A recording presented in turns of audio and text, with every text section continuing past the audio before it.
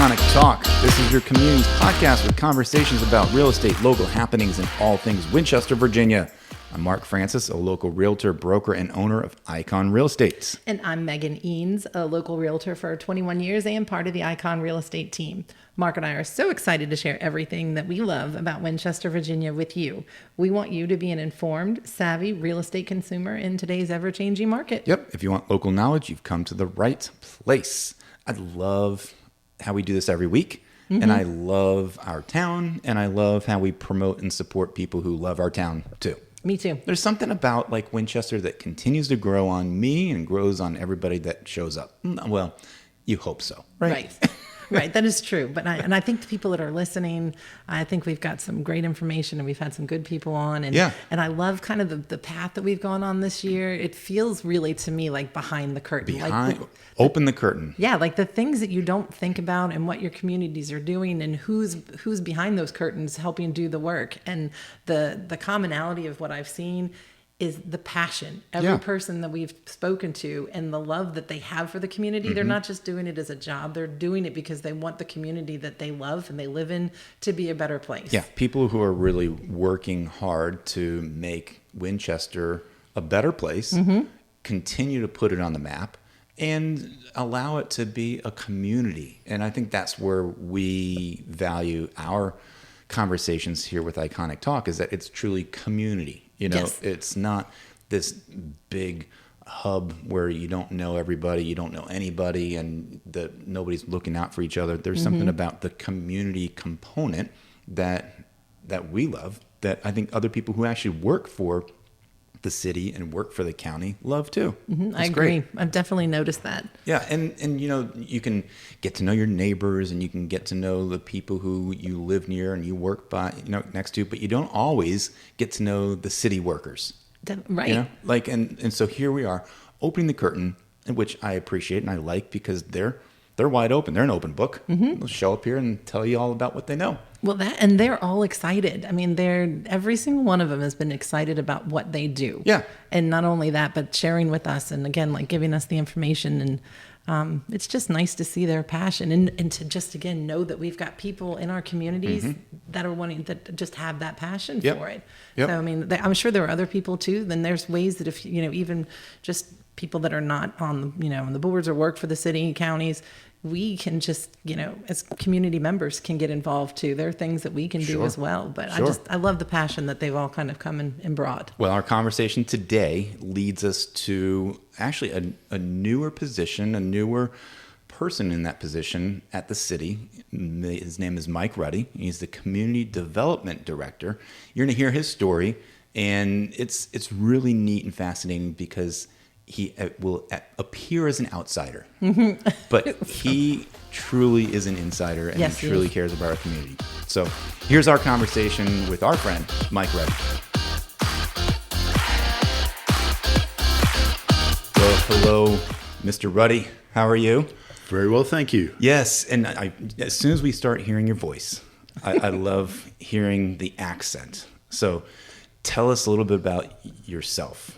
Well, my accent is gradually changing because I'm hanging around with so many people from here in Winchester for so many years, shouting on the soccer fields and working in the community. So it's certainly changing, but my accent, of course, is from England, Nottingham, England, which is where I'm originally from, but have been over here in the States for over 30 years and working in the community for 26 years. So what brought you to this side of the pond?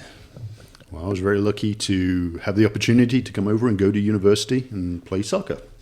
So a combination of the two was perfect timing for me, to get a good education and also continue to enjoy playing the game of soccer. Nice. So what school did you go to?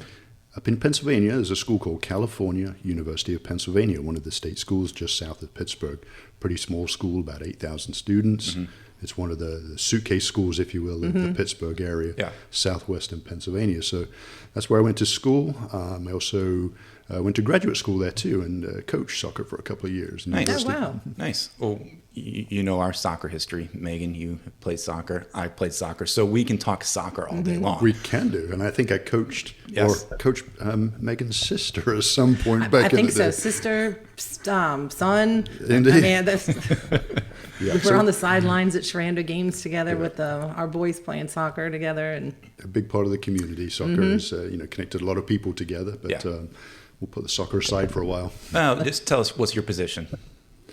Central midfield, central defender, sometimes striker. Yeah. Mostly defensive as you get older. Yeah, exactly. And slower. Right. So then what brought you to Winchester? There was a lot of opportunity in this area at the time.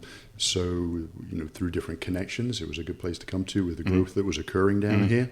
And that's what brought us down into this area. Interesting. So just kind of picked it out of a map almost? Well, we had some connections. Yeah. We had some connections, Okay. but it was definitely a good place to come down to. Yeah. So tell us about the career path then. So if you went to the university and you come out with a degree, you're realizing soccer is not going to be my professional career for a very long time, or even coaching. There's maybe not a lot of money in it, I'm sure. Certainly wasn't back then. Yes. Whether you were good enough or not is a whole different issue. Yeah. Right. But So then tell us about your career. Well, in college, my parks and recreation management, and then geography, regional planning, community planning. That evolution, I really enjoyed the recreational community building side of things. And with a lot of that occurring down here, Frederick County is where I ultimately landed after working with the city of Winchester briefly, the regional commission, and Frederick County with the different opportunities that were there at the times where I started, and managed to be able to do planning, zoning, a variety of different roles through that system for a while before I went up over the mountain for a little bit. Yeah, so tell us about planning and zoning and community building, because we've had a few people over the last several weeks on our show and have gotten their perspectives, but what about that interests you? What about that is your passion? I think I was fortunate enough to grow up in a place where I felt like it was a really strong community, like the village and the city where I'm from. And so that community side of things, with all of the activities that go with that, much of that occurs here in Winchester. And so I think when you're building community, as you get your education and you get more experience and knowledgeable, then you see that you can have an effect on that, whether it is the type of community you want to live in through the built environment, through parks, recreation, open space, and then also the policies that guide what that community wants to be in the future, the comprehensive plan, the visioning for the community, and then implementing that. So I think a combination of my background, education, and then the growth of the community from the development side of things are all quite positive and enjoyable, and certainly guided what I think I bring value to. Yeah. Well, there's kind of a neat interest in what does a community offer, and then how can you gradually grow it or create a community that is beneficial to the people who live there and also look attractive to outsiders, right? I mean, Winchester has been on the map. I mean, even recently in the Winchester Star saying it's a great retirement community, and I believe that that's true too. So how do you measure success in a career path where you're looking about just kind of these overarching big picture vision things? Well, that's a really, really good question, because success is kind of in the eye of the beholder, perhaps. And I think when you have a community such as Winchester that has so much history, so much work that has been done in the past to lead it into this kind of direction, I think ultimately the citizens and the community and the feedback provide that kind of level of, I don't want to say level of success, but feedback as to if it's been effective or not. So, I think Winchester in particular has an awful lot going for it. This area of the Mid-Atlantic, of the state, if you will, there are certainly a lot of driving forces that maintain a positive kind of expectation. You tie that with all of the threads that exist in the community, and I think that the future is definitely positive. There are challenges, of course. When you have a growing community, you have transportation, mobility, housing. Housing is a very big thing that is important to a lot of people here in the city. There's only a certain amount of space left within the city in which to accommodate a variety of different housing choices for people that have been in the community for a while, let alone the people that are moving into the community. Yep, that's something that we talked about with Richard Bell several weeks ago, of just kind of the shortage of land, obviously, as far as the city of Winchester goes. But then how can you continually build and grow to where there's affordable housing for all, to where it's attractive to fit the needs of the community of the people who are coming in. So you partner with Richard and people on the council there. Tell us a little bit about your day-to-day duties as now the community development director. Yeah, excellent question. I think the thing that guides us within the Department of Community Development and city manager in general, council's goals and strategic plan. What is the council looking to achieve? When we come from the planning and zoning world, the comprehensive plan for the community tries to illustrate that vision. Tries to recognize all of the great assets of the community and then build upon those. The City of Winchester's council has been very active in strategizing as to how best that they can really achieve some of those things. So that guides a lot of what we do, whether that is trying to address blighted properties, whether it's trying to really reinvigorate some catalyst sites here in the city, and partner with people to be able to do that. So the strategic plan is a thing that guides much of what we do. We work with the development community on projects that are working through the system. We also, we kind of work to think about what that long-term vision for the city may be. Community Development Department is not really a new department, it's a new term on what it was before, which was the Department of Development Services. The economic development arm has been moved to a separate space, if you will, because that should be an independent authority that helps, facilitate a lot of the economic development side of things. Whereas the community development, our intent is really to not conflict with that, but to support all of those other things that are important to the city. And we look at community planning, which is the land use that goes with rezoning cases, site development, that type of thing. We have a zoning arm that is also under the community development, and they deal pretty much with interpretation and enforcement of the ordinances. So how has it felt going from like big counties like Frederick County when you were dealing with planning and zoning there to, you think you were in Loudoun County, and then now coming to Winchester where you're kind of like the donut hole of the county. There's nowhere to expand to. You went from these counties that could kind of have growth out in terms of zoning, so many different hundreds of miles worth, and to a little town. How does that feel? Yeah, well, the city's pretty big, 29,000 people, but you're right, there's a lot of growth happening in Frederick County and in Loudoun County, and I was in Leesburg most recently, where there are 55,000 people in a town. So it's quite a significant place. But what you find here within the city of Winchester, in my estimation, is a community in which you can get your arms around and you can have an impact perhaps on some particular projects. The city has already done a good job identifying some catalyst sites where it's really important for them to get into and try and encourage the redevelopment of those and the improvement of those areas. So I think it's the details that come with that is going to be pretty exciting for myself, is working with those people to achieve some unique projects that can make a difference here within the city of Winchester.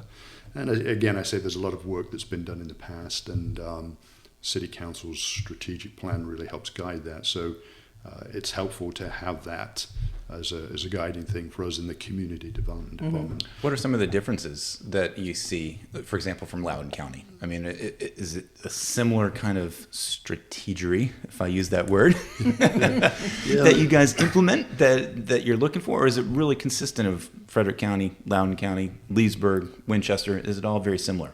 It's very similar in that the tools that are available to the community are generally the same. You have your comprehensive plan, you have your zoning, subdivision ordinances, and development ordinances. So much of those structures are the same, but it's just a different approach completely. Where you have much larger growth areas in Frederick County, and in Loudoun County you have a pretty large rural community too. So you're balancing the high growth areas with the more rural. So there's a difference. The tools are generally the same. In Virginia, you're only allowed to do what the state tells you enables you to do, if you will, the Dillon Rule state. So you're forever trying to use those tools to the best of the the community's needs, to address the community's needs, whether it's looking for more affordable housing opportunities or additional tools to get at blighted properties. So much of it's the same, and you'll see that throughout the state of Virginia. But you can uniquely tailor those, if you will, to the needs of the city. What do you see on the horizon for Winchester? So you've been in this position for how long? 3 months now. Yeah, really? yeah. So it's still fairly new. So you're kind of you're seeing it from a different perspective. When you went away to Loudoun County, now you're back in town. You live here locally. What's the vision for not just the position, but how you are looking to implement any kind of change and community growth? Yeah, this is my community. This is where I've lived for many years and been very active in the community. And I think when it comes to the community development department, it's being that asset, that resource that's there to help the community grow and meet the vision, if you will, of the council. One of the bigger components is bringing in the housing, a more of a strategic approach to the housing component here within the city. And when you put that together with the planning, the zoning, the building inspections, and housing, I see this department as being a big resource for the city of Winchester, not just on kind of the day-to-day activities that the different departments I have perform, but also in helping reinvigorate some of those catalyst sites, which are, there's quite a lot of activity here in the city, and that's one thing you've probably noticed over the past several years is there's a lot of traction on some of these projects, which will have a big influence on the future of the city. And I think I've noticed that I'd like for our department to play a big role in that, and a big role supporting the rest of the other entities within the city. We have a close relationship with development services, which is stormwater management, all of that kind of infrastructure, police department, parks and recreation. So it's a really enjoyable place to be presently, with all folks working in the same direction. Yeah, a lot of people that we chat with on our show, we'll ask them, what do you find beneficial about Winchester? And they just love the community. They love the size, but then some of the other activities like the Green Circle or the new paths at Shenandoah at the museum. And so just the green space and the opportunities that you have to get outdoors, I think people enjoy as well. Like, what do you see on the horizon for not necessarily improving on those, but maybe adding or enhancing or doing more things to build that portion of our community? Yeah, our Parks and Recreation folks, in addition to development services, they've got a kind of an active capital improvement plan which seeks to extend upon the Green Circle, seeks to add more parks. We, on the development side, are working on green infrastructure kind of ordinance to provide alternatives where that green space may not be able to be provided on a site when you have kind of an urban downtown area. It's not really appropriate to recognize you need 40% of green space. So what alternatives are out there that we can provide to try and get some more pocket parks, green spaces in the right locations? So I see that as being a component of what we do, again, in support of the City Council's goals. So it is exciting to see that here in the city, but again, regionally, there are some great assets in and around the community, not least of which are the national park not too far away from here, and the trails in the hills. But I love all the little parks that have popped up over the years, like on Kent Street right there. I can't remember what the side street is, but that little park that's there. And then, of course, is it Timbrook Park across from the Timbrook building? Right there in that circle. I mean, just all the little, it's been beautiful what they've been doing. There are several others that are looking to pop up too, and what we're trying to do is get one in the north end and then one kind of in the southern part of the old downtown area here too. Again, following a similar fashion where that's accessible to most of the residents, or a park space is accessible to most of the residents. Also bicycling and pedestrian mobility. The city's made an effort in recent years to move away from a transportation component to the comprehensive plan to really address mobility in general. What is just a fun fact that you like about your job? Like, is it who you interact with? Is it like the meetings that you go to, or is it working in the community? Like, just what do you enjoy about what you do?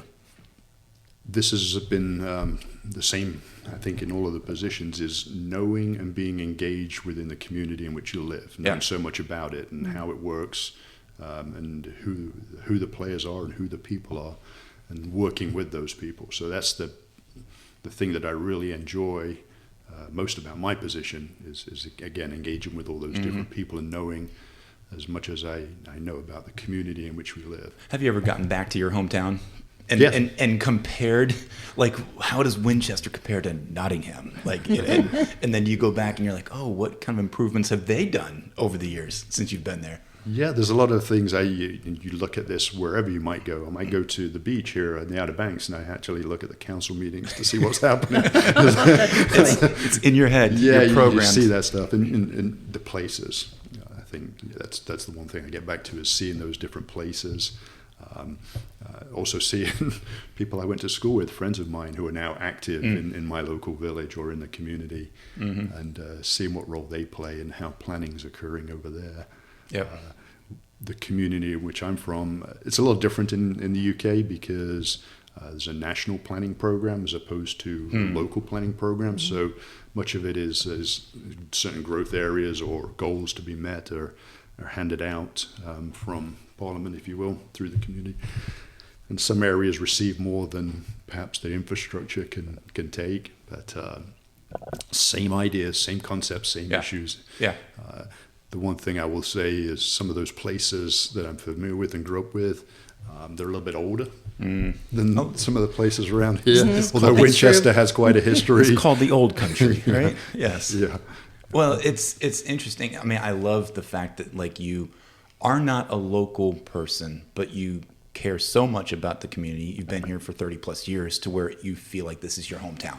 It is indeed. I know my children were born here. Yeah. And, so they've all been raised through the school systems, and again participated in different activities over time, and coached. Been able to coach lots of little kids through the community, and I got to know many families through our activities. So it's definitely That's probably part of the job too, is actually just networking with people and getting feedback just off the cuff almost. I mean, do you feel like that you always have your ear to the ground to kind of hear what are people looking for and wanting? Certainly that's a big part of being aware of your community, and it helps in the role that I play. And then hopefully I've got some other skills that I can bring into my role and be effective. I think the knowledge of your community is huge too, because even you knew my family, of course, and then I think I first really got to know you in 2006, 2007 when I had clients that were looking to buy a piece of commercial land around here. So I was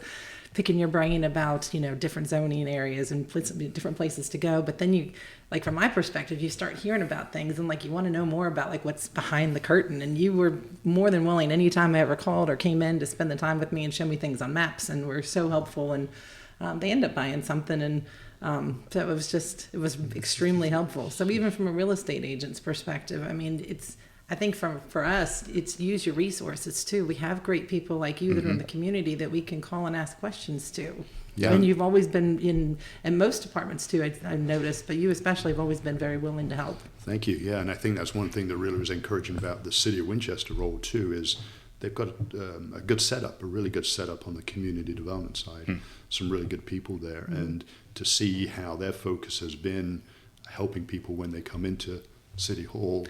Right. That's something that we want to continue too. So what kind of resources can you point people to? I mean, is there a website that people can go to to learn about what's happening, or if they have an idea, like what can the community contribute to what you're all about? Yeah, the City of Winchester has a website which should be pretty accessible. They also have newsletters that go on out consistently, talking about information, things that are happening in the city. Whether it's different events through the economic development folks, the downtown areas. So there's plenty of resources that they can find. I know one thing that I've enjoyed seeing is the community calendar, which has every public meeting on there. Aside from the calendar, of course, you can check out the city's website, all of the information about the meetings and what's being discussed, the different agendas. It's all very accessible for folks.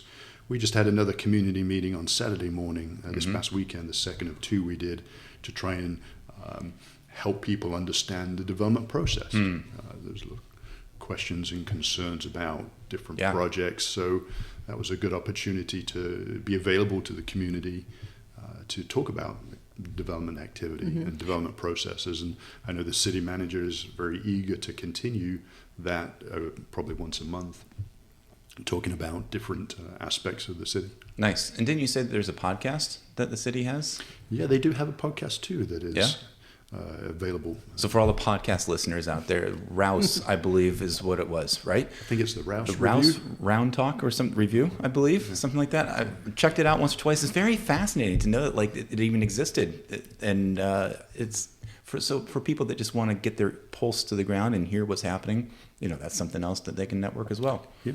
So, Mike, I just want to wrap it up and echo what Megan said, because it's amazing to have somebody like you in our community, like behind the scenes working for us, thinking about how we can grow our community, making it better, getting people to be involved.